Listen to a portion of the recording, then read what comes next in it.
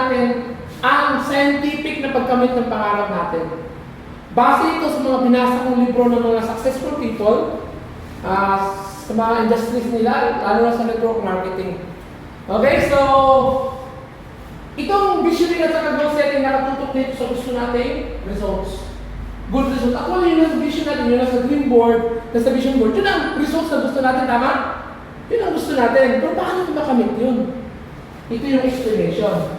Kailangan maintindihan natin yung energy. Everything is energy. Tama?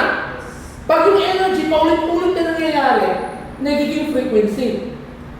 At sa kasi paulit-ulit na nangyayari, nag-produce siya ng impact, yun ang vibration. Kaya itong araw nito, ito yung vibration. Intindihan niyo? Ito yung vibration, yung araw. Different vibration yan kasi pumipigil na. Through vibration, dahil sa frequency natin, mararating natin pa. Depende sa frequency. Kung frequency mo, higher frequency o lower frequency. Kasi sa buhay natin, naghahalo ang higher at saka lower frequency. So, ano ba yung mga frequency na ito? Generally speaking, ang mga frequency na ito sa taas ito frequency of faith, frequency of hope, frequency of love. Pag meron kang love, meron kang hope, meron kang faith, mataas na level of frequency na yun.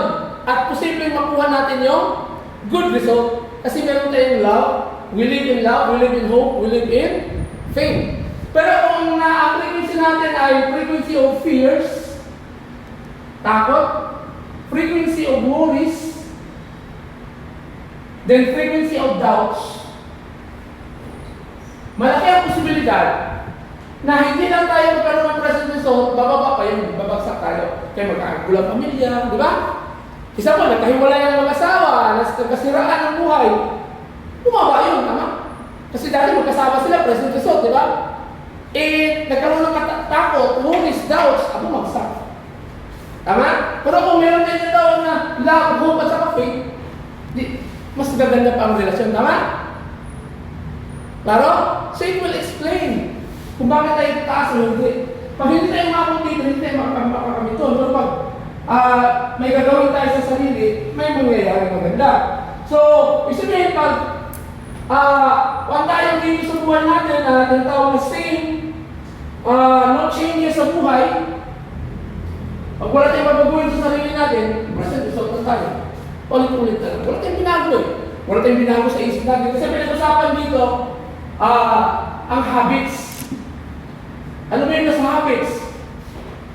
What you think, thoughts, words, actions, feelings, actions, emotions.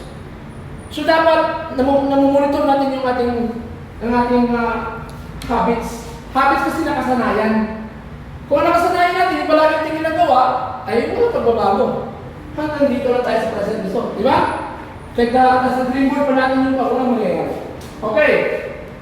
Pero kung may mapaguhin tayo sa sarili natin, nagkakaroon tayo ng good changes, mga good changes sa sarili natin, kasi natutunan natin yung tinatawag na faith, hope, and love sa buhay natin, ina-actualize natin, sa negosyo natin, may integrity tayo, hindi tayo nagdadaya, di ba?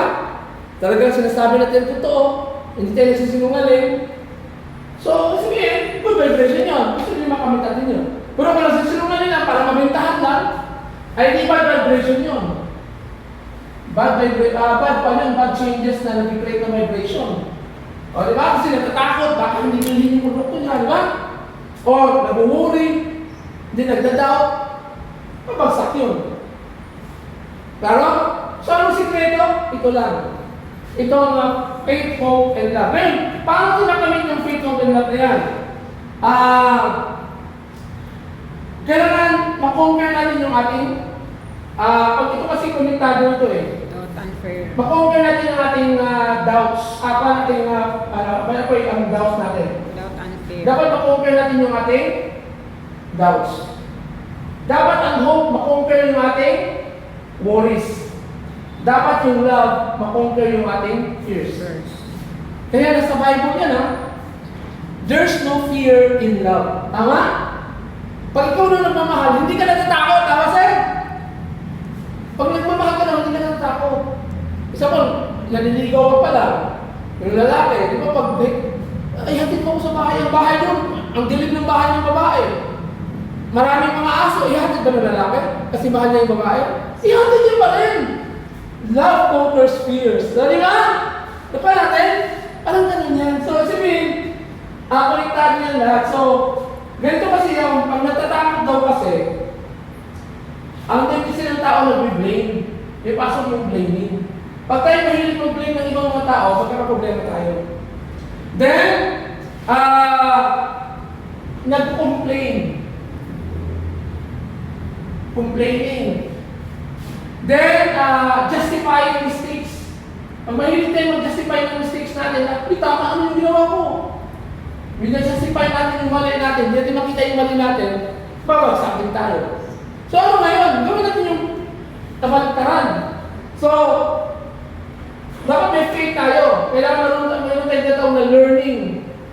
Learning from mistakes and failures.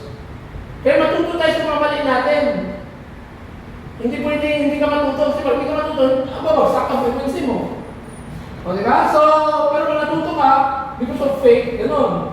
Then, focus on having solution. Focusing on solutions.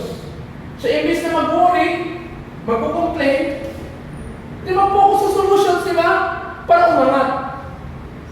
Tama? Then next, inside-out development. Pag nag-lab ka kasi, nade-develop yung inside-out. Inside-out personal development. Kaya mahalaga ang personal development kung gusto natin mabago yung ating mga buhay, kung gusto natin makamit yung ating mga pangarap. Kailangan may change kang gagawin sa sarili mo. Kung dati hindi ka nagbabasa ng libro, dapat matuto ka na magbasa ng libro. Okay?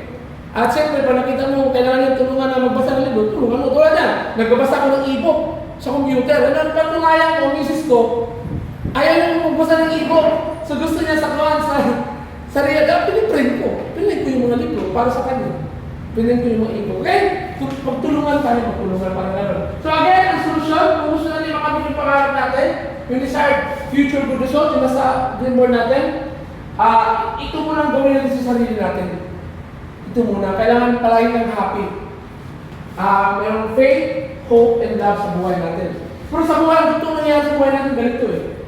Di ba, magandang tayo minsan? Di ba, gano'n? Kung dapat, pataasin natin sa sarili natin kasi whether we like it or not, kaya mo natin kontrolin yung emotion natin. Okay? Kaya may kasabihan, trust your feelings, control your emotions. At pag nagawa natin sa sarili natin, kaya natin gawin yung paraan na ngayon ang next topic na itutulong sa iyo. Ilang minuto lang?